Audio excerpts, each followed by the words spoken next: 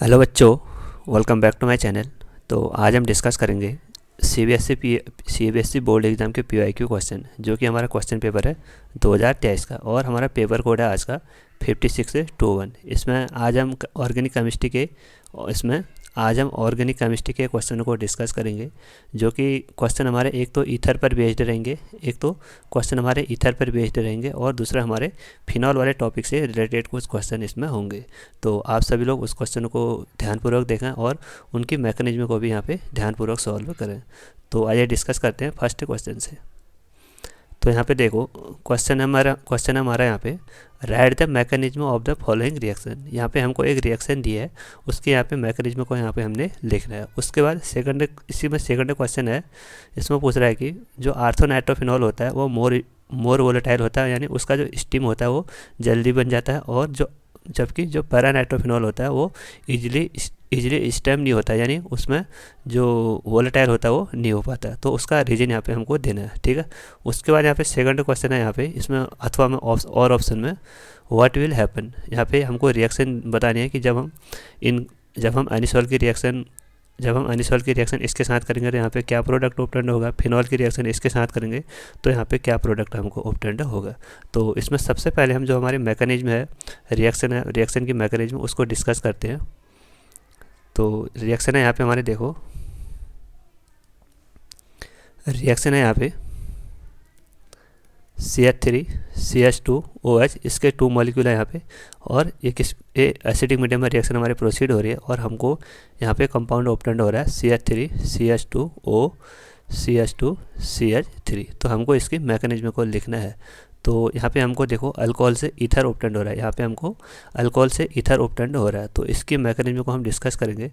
तो सबसे पहले यहाँ पे देखो स्टेप फर्स्ट में हम यहाँ पे सबसे पहले अल्कोहल है, जो हमारा अल्कोहल है उसका करेंगे हम यहाँ पे प्रोटोनेशन। तो CH3 CH2OH, इसकी रिएक्शन करेंगे हम यहाँ पे एसिडिक मीडियम में, यानी प्रोटॉन के प्रेजेंस में। तो यहाँ पे देखो जो हमारा अल्कोहल है उसके पास क्या है, ऑक्सीजन के पास लोन पेयर ऑफ इलेक्ट्रॉन। तो लोन पेयर ऑफ इलेक्ट्रॉन यहाँ पे एज ए बेस वर्क करेंगे, तो ये क्या करेंगे, इस प्रोटॉन पे अटैक करेंगे।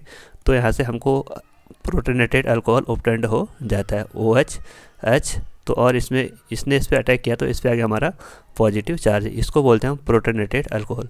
अब इस प्रोटोनेटेड अल्कोहल पे फिर से हम एक सेकंड मॉलिक्यूल ऑफ अल्कोहल का लेंगे। तो CH3 CH2OH, इसके पास क्या होंगे हमारे लोन पेयर ऑफ इलेक्ट्रॉन, और जो हमारा सेकंड मॉलिक्यूल है ये वाला CH3 CH2OH एंड H, और इसके पास क्या हमारा पॉजिटिव चार्ज। और हम सभी जानते हैं कि जो हमारा ऑक्सीजन है वो मोर इलेक्ट्रोनेगेटिव होता है, तो इस पर हमारा पॉजिटिव चार्ज अनस्टेबल होता है। तो उसको स्टेबिलिटी गेन करने के लिए हम क्या करेंगे, तो यहाँ से हमारा जो कार्बन है अपने इलेक्ट्रॉन इसको डोनेट करेगा, तो यहाँ से हमारा -H2O ग्रुप रिमूव आउट हो जाता है। यहाँ से हमारा -H2O ग्रुप रिमूव आउट हो जाएगा। तो इस कार्बन पे क्या आ गया हमारा पॉजिटिव चार्ज है।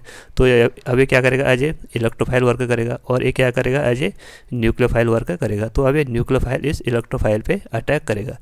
तो जब ये न्यूक्लियोफाइल इस इलेक्ट्रोफाइल पे अटैक करेगा तो यहाँ से हमको कंपाउंड ऑब्टेंड होगा CH3 CH2OH, और इसने अटैक किया तो इस पर आ गया हमारा पॉजिटिव चार्ज, और किस पे अटैक किया, CH2 CH3, ठीक है। उसके बाद यहाँ पे देखो, यहाँ पे हमारा H, तो यहाँ पे फिर से ऑक्सीजन पे पॉजिटिव चार्ज आ गया, जो कि हमारा ऑक्सीजन कैसा है, मोर इलेक्ट्रोनेगेटिव है। तो मोर इलेक्ट्रोनेगेटिव होता है तो उससे क्या होता है, वो उस पर पॉजिटिव चार्ज अनस्टेबल होता है। तो हमको क्या करना पड़ता है, उस पॉजिटिव चार्ज को न्यूट्रलाइज करना है। तो हम क्या करेंगे, जो हाइड्रोजन है अपने इलेक्ट्रॉन इस ऑक्सीजन को डोनेट करता है, और यहाँ से माइनस प्रोटॉन यहाँ से रिमूव हो जाता है। तो यहाँ से हमको फाइनली कंपाउंड ऑब्टेंड होता है CH3 CH2O CH2 CH3। तो ये हो गया इसका फाइनल आंसर। तो यहाँ पे देखो सबसे पहले यहाँ पे 2 मॉलिक्यूल लिया है, तो यहाँ पे भी हमने 2 मॉलिक्यूल लिया, एक मॉलिक्यूल ये है और दूसरा मॉलिक्यूल ये है। उसके बाद यहाँ पे देखो स्टार्टिंग रिएक्टर ने यहाँ पे अल्कोहल है, तो हमारा भी यहाँ पे अल्कोहल है। यहाँ पे इनका फाइनल प्रोडक्ट ईथर बनना है, यहाँ पे भी हमारा फाइनल प्रोडक्ट ईथर बनना है। और यहाँ पे देखो फर्स्ट स्टेप में हमने प्रोटॉन को एक्सेप्ट किया था, और लास्ट स्टेप में हमने यहाँ पे रिमूव कर दिया था। इससे क्या होगा, रिएक्शन क्या होगी हमारी इक्विलिब्रियम में हो जाएगी, ठीक है।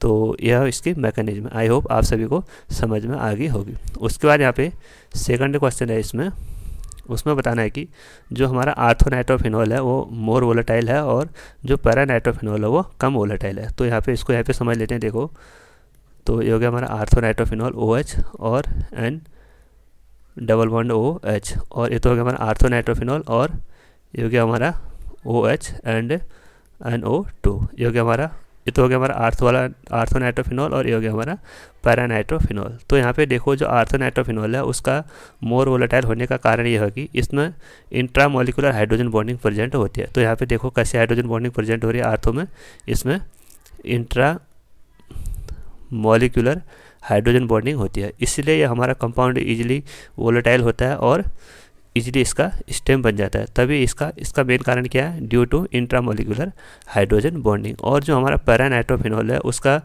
वोलेटाइल वो इजीली नहीं होता है, क्यों? क्योंकि यहाँ पे देखो, यहाँ पे होता है हमारा इंटरमोलिकुलर, यहाँ पे होता है हमारा इंटरमोलिकुलर हाइड्रोजन बॉन्डिंग। अगर इंटरमोलिकुलर हाइड्रोजन बॉन्डिंग होगा तो इसमें क्या होगा, एसोसिएशन ज़्यादा होगा, यानी बॉन्डिंग ज़्यादा हो जाएगी। तो बॉन्डिंग ज़्यादा होगी तो उसको रिक्वायरमेंट क्या होगी, ज़्यादा एनर्जी की उसको रिक्वायरमेंट होती है। तो इसका रीजन क्या है, due to intermolecular hydrogen bonding. I hope आप सभी को समझ में आ गया होगा। तो आर्थो नाइट्रोफिनॉल ज़्यादा वोलेटाइल क्यों होता है, due to intramolecular hydrogen bonding. और जो पैरा नाइट्रोफिनॉल है वो कम वोलेटाइल क्यों होता है, due to intermolecular hydrogen bonding. तो आर्थो में हमारा इंट्रा और पैरा में हमारे इंटरमोलिकुलर हाइड्रोजन बॉन्डिंग। तो ये था इसका आंसर। तो उसके बाद इसमें एक और वाला ऑप्शन है, और करके एक क्वेश्चन आया हुआ है, उसको भी डिस्कस करते हैं। यहाँ पे देखो,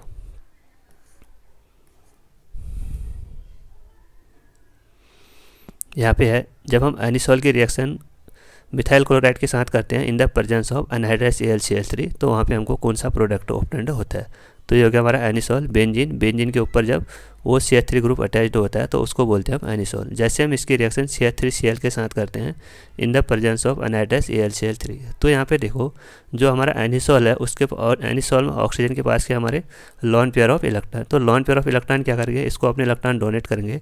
तो उससे क्या होगा, जो ये ग्रुप क्या करेंगे, इसके आर्थो और पैरा पोजिशन पर इलेक्ट्रॉन की डेंसिटी को इंक्रीज कर देंगे। यानी जो हमारा एनिसोल कैसा है वो हमारा आर्थो और पैरा डायरेक्टिंग ग्रुप शो करता है, यानी उसको जो इलेक्ट्रोफाइल होगा वहाँ पे अटैक करेगा, आर्थो और पैरा पोजीशन पे अटैक करेगा। तो यहाँ से हमको इसके दो प्रोडक्ट ऑब्टेन्ड होंगे। तो यहाँ पे रिएक्शन कौन सी होगी, यहाँ पे रिएक्शन होगी हमारी इलेक्ट्रोफिलिक सब्स्टिट्यूशन रिएक्शन, यानी यहाँ से हमारा इलेक्ट्रोफाइल आएगा CH3Cl में से, तो CH3 यहाँ से इलेक्ट्रोफाइल आएगा, तो एक बार तो आर्थो पोजीशन पे अटैक करेगा और एक बार पैरा पोजीशन पे अटैक करेगा। तो यहाँ से हमको दो कंपाउंड ऑब्टेन्ड हो गए, एक तो हो गया हमारा ये OCH3 आर्थो वाला, और एक सेकंड ऑप्टेंड हो गया यहाँ पे OCH3 पैरा वाला। तो यहाँ पे हमको दो प्रोडक्ट ऑप्टेंड होते हैं, तो इसको बोलते हैं हम आर्थो मिथाइल एनिसोल, और ये हो गया हमारा पैरा मिथाइल एनिसोल।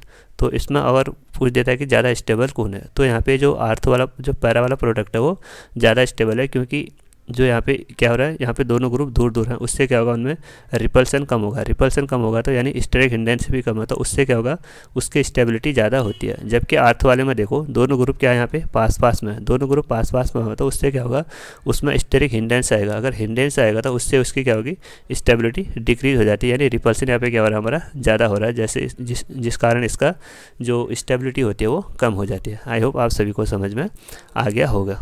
तो ये तो था हमारा फर्स्ट ऑप्शन। उसके बाद सेकंड ऑप्शन है, जब हम फिनॉल की रिएक्शन, जब हम फिनॉल को ऑक्सीडाइज करते हैं तो वहाँ पे कौन सा प्रोडक्ट ऑब्टेन्ड होता है।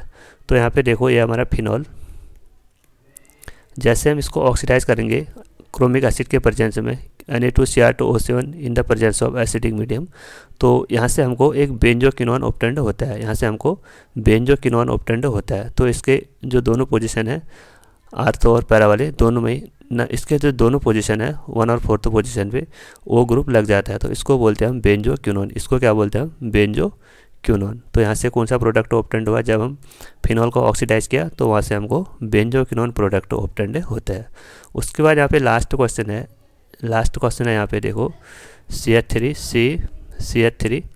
CH3 and OH। जैसे हम इसकी रिएक्शन कॉपर के साथ करते हैं 573 केल्विन में, तो यहाँ पे देखो, तो हमने डिस्कस किया था कि जब हम 1 डिग्री अल्कोहल की रिएक्शन कॉपर के साथ करते हैं तो वहाँ से हमको अल्डिहाइड ऑब्टेन्ड होता है। जब हम 2 डिग्री अल्कोहल की रिएक्शन कॉपर के साथ करते हैं तो वहाँ पे हमको कीटोन ऑब्टेन्ड होता है, और जब हम 3 डिग्री अल्कोहल की रिएक्शन कॉपर के साथ करते हैं तो वहाँ पे हमको अल्कीन ऑब्टेन्ड होता है। तो यहाँ पे कौन सा अल्कोहल है, यहाँ पे हमारा 3 डिग्री अल्कोहल है। ये कौन सा अल्कोहल है, 3 डिग्री अल्कोहल है।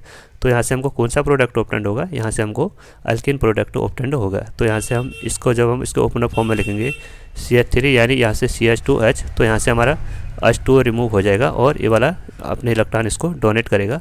तो यहाँ से हमको कंपाउंड ऑप्टेंड होगा CH3 डबल बॉन्ड CH2। तो यहाँ से हमको ये वाला अल्कीन ऑप्टेंड होता है। तो आई होप आप सभी को आज के रिएक्शन समझ में आगे होंगे। तो अगर इस चैनल पे नए हो तो चैनल को ज़रूर सब्सक्राइब करें और अपने दोस्तों के साथ ज़्यादा से ज़्यादा शेयर करें। Thank you.